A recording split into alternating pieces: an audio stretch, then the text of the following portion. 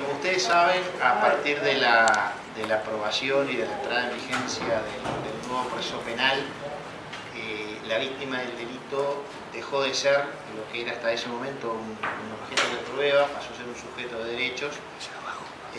tiene un conjunto de derechos en el proceso y además el nuevo código coloca sobre la Fiscalía la responsabilidad de la atención y de la protección de las víctimas de los delitos como una de sus obligaciones fundamentales. Nosotros, para hacer frente a esa obligación legal, entendíamos que no debíamos elaborar una mega estructura en el campo de la Fiscalía para la atención directa de las víctimas de los delitos por parte de la Fiscalía General de la Nación, sino que teníamos que aprovechar la infraestructura que la sociedad organizada del Estado ya tenía. Y desde la Fiscalía, más allá de la atención temprana e inicial respecto de esa víctima, nuestra obligación principal era articular con las demás instituciones del Estado una respuesta a la víctima de ese delito. Es decir, en la mayoría de los casos, la víctima de un delito, por ejemplo, para poner un ejemplo, un delito de una rapiña, que fue lesionada durante el transcurso de la misma, ya tiene un prestador de salud y ese prestador de salud seguramente la va a atender. Lo que nosotros entendemos que muchas veces esa atención del prestador de salud a la víctima que resultó lesionada se da en el orden lógico que tiene el prestador de salud para atender a sus distintos afiliados. Y lo que nosotros pretendemos o entendemos que es prioritario, que en el caso de la víctima de un delito muchas veces debe tener una atención prioritaria. Si una persona que fue lastimada o que sufrió una fractura debería tener una atención prioritaria al momento, por parte de su prestador de salud al momento de hacerlo, o por lo menos que tenga claro el prestador de que esa persona que llega ahí llega como víctima de un delito y no como un accidente de otro tipo, de otra naturaleza. Lo mismo pasa tanto con el Ministerio de Salud Pública, con ACE, con los prestadores de salud, con el Banco de Previsión Social. Lo mismo sucede en el caso de niñas y adolescentes, en el caso del INAU. Obviamente nuestro trabajo está directamente vinculado con el Ministerio del Interior y de lo que se pretende es dar una respuesta, que exista una política pública de parte del Estado uruguayo, coordinado en este caso por la Fiscalía General de la Nación y el Ministerio del Interior, donde participen todos aquellos organismos del Estado que tienen responsabilidades en ese plano, articular esa respuesta de forma tal de que sea eficaz y eficiente. En el caso de la Fiscalía tenemos claro que nuestra responsabilidad comienza con la denuncia del hecho delictivo y finaliza cuando esa persona cuando pasó por el proceso penal, es decir, una vez que el proceso penal culmina, evidentemente la responsabilidad de la Fiscalía cesa, no así la responsabilidad de la sociedad organizada en el Estado. Por tanto, es de nuestro interés articular desde esta óptica y trabajar. Existe, en nuestra opinión hoy, en el Uruguay, un conjunto de personas que han sido víctimas de distintos delitos, que van generando dolores individuales, que van generando bronca, que va generando indignación, y que ese conjunto de dolores individuales sin terapéutica, en definitiva, se termina transformando en un enorme dolor social que debe ser atendido por la no atención de cada una de esas situaciones individuales. Y entendemos que tenemos una responsabilidad como Estado, como sociedad organizada en el Estado, en atender y proteger a estas personas. La reunión de hoy es la instalación de un gabinete de naturaleza institucional, donde está coordinado por el Ministerio del Interior y la Fiscalía General de la Nación, e integrado por los Ministerios de Educación y Cultura, el MIDES, el Ministerio de Trabajo y Seguridad Social, no me quiero olvidar de nadie, el Banco de Previsión Social, el INAU, la Defensoría del Poder Judicial. Hoy estuvo integrado también por la Institución Nacional de Derechos Humanos, el Ministerio de Vivienda. Todas estas instituciones vamos a tener a nivel institucional o de máximas jerarquías 2 reuniones al año, son reuniones semestrales, y luego van a existir gabinetes técnicos que van a trabajar en el día a día y en la elaboración de los flujogramas de trabajo.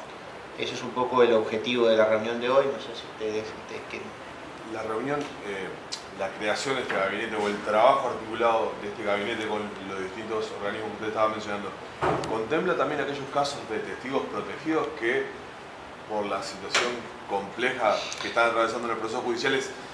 a veces implica tener que irse del barrio, concretamente desarraigarse? La atención y protección a las víctimas implica la atención y protección de todas las víctimas y de alguna manera dar respuesta a los derechos que legalmente esas víctimas tienen con la aprobación del nuevo Código de Proceso Penal. La primera respuesta es, y la mayor demanda que tenemos es información. Aunque a ustedes les parezca mentira, la gran mayoría de las víctimas lo que reclaman no es atenciones particulares, sino es información. Luego, obviamente, ¿por qué? Porque hasta hace muy poco el sistema del proceso penal era absolutamente opaco. Y lo que reclama la gente es tener información, saber qué pasó con su denuncia, saber qué pasó con su caso, saber qué evolución tuvo, si hay respuesta, si no hay respuesta, si se ubicó el responsable. Eso es la primera demanda, digamos, que tenemos que atender, y yo diría que involucra el 100% de los casos, pero prácticamente el 90% de los casos lo único que reclaman es información. Evidentemente comprende a todos los casos, comprende a estos casos que solamente se demanda información, comprende a aquellos casos de víctimas de delitos violentos que quieren participar en el proceso penal y que necesitan una apoyatura. Nosotros hemos asistido, y ustedes lo han visto, a casos de padres de víctimas de homicidio que han decidido participar del proceso penal, asistir a las audiencias, y bueno, eso todo requiere un trabajo de apoyo, de asistencia legal, pero no solamente de asistencia legal, sino de apoyatura psicológica, etc. Comprende esos casos,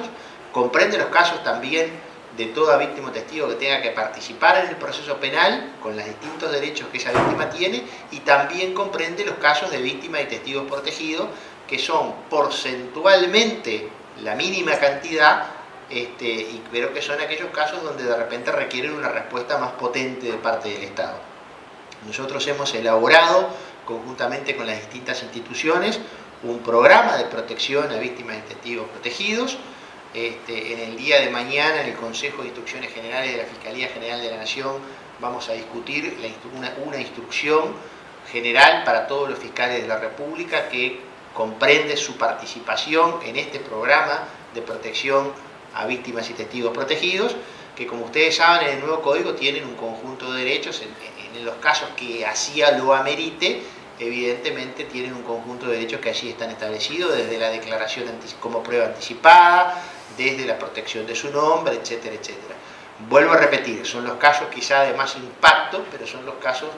en términos porcentuales, la menor cantidad. Pero la respuesta es sí, sí los comprende.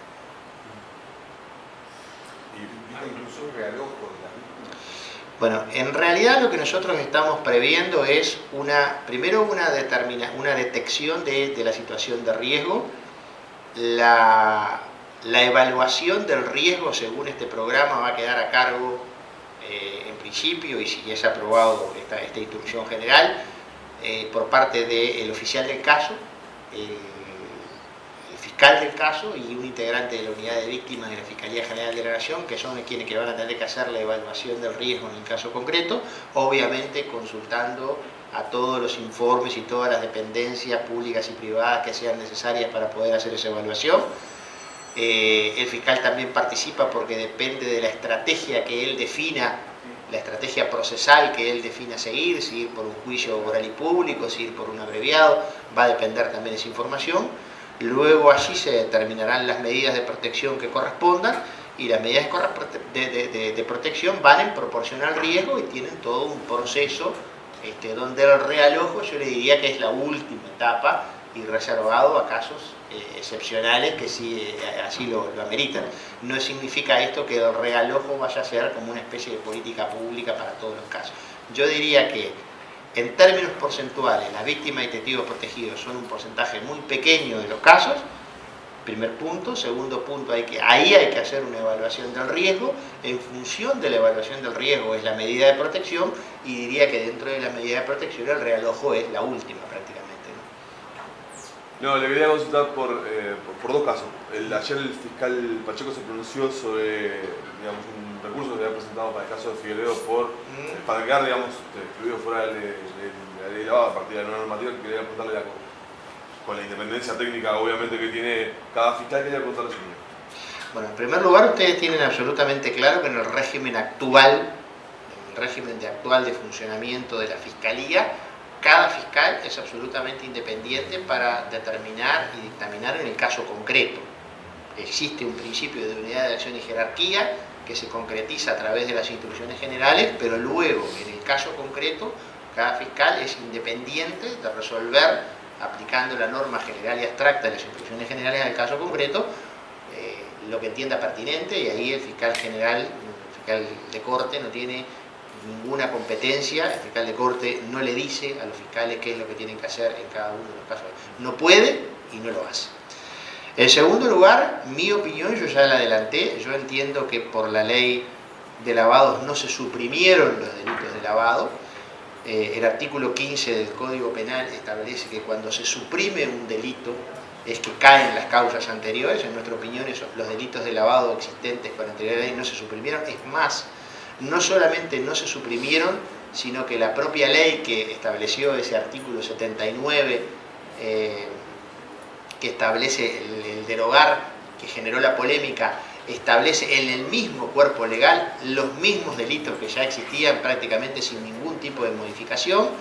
Y nosotros hemos entendido que en aplicación de las normas de hermenéutica jurídica, es decir, los intérpretes no interpretamos la ley a piacere o con total libertad, sino que el legislador estableció normas jurídicas que establecen cómo deben interpretarse las leyes. Eso es lo que se conoce como las normas de hermenéutica, que están en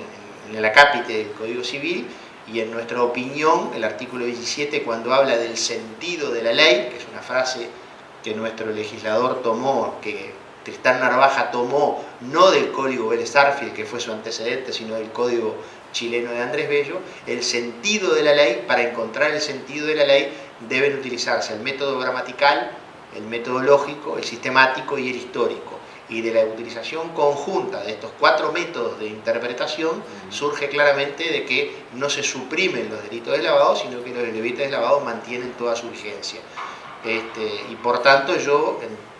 lo había dicho con anterioridad, pero en términos generales comparto la opinión del fiscal Pacheco en el caso concreto, que también ha sido la opinión de, por lo que tengo entendido, la información que tengo, de las juezas de crimen organizado en ese sentido. Y otro caso, le quería preguntar, que ha sido y ha tomado mucho estado público, que de hecho está generando cierta polémica entre penalistas, por el caso de